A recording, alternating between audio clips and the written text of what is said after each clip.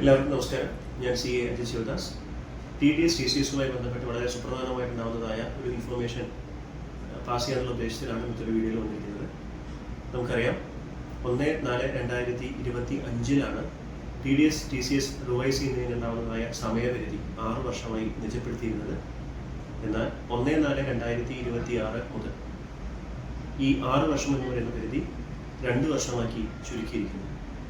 എന്ന് പറയുമ്പോൾ Q4 18-19 മുതൽ ഈ ലാസ്റ്റ് ക്വാർട്ടർ വരെ ഉണ്ടാകുന്നതായ TDS-TCS റിട്ടേൺസ് നമുക്ക് ഇപ്പോൾ 31 മാർച്ച് 2026 വരെ റിവൈസ് ചെയ്യാമെന്നുണ്ടെങ്കിൽ 1/4/2026 മുതൽ അത് Q4 23-24 മുതൽ മാത്രമേ റിവൈസ് ചെയ്യുവാനായിട്ട് പറ്റുകയുള്ളൂ.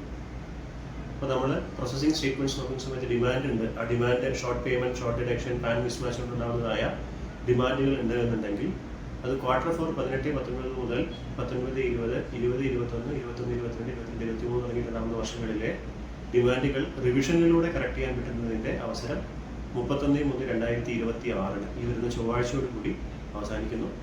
1/4/2026 മുതൽ Q4 23-24 തൊട്ടുണ്ടാകുന്നത് മാത്രമേ റിവൈസ് ചെയ്യുവാനായിട്ട് പറ്റുകയുള്ളൂ.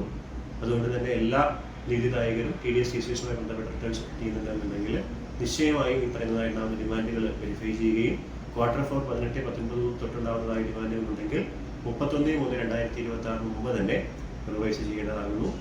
Thank you.